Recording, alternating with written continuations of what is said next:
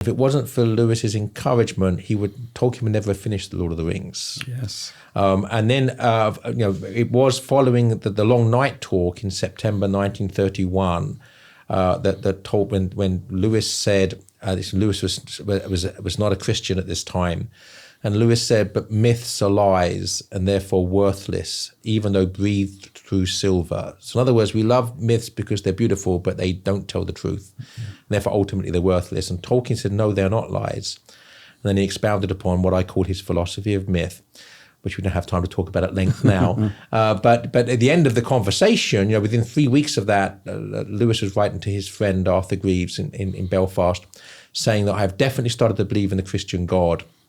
And the Long Night talk with Tolkien and Hugo Dyson had a great deal to do with it. So the situation is that if it hadn't been for Tolkien, Lewis might not have become a Christian.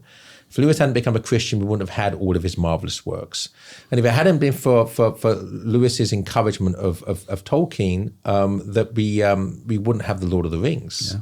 So ironically and paradoxically, we have Lewis to thank for the Lord of the Rings and Tolkien to thank for the Chronicles of Narnia and the rest of Lewis's work.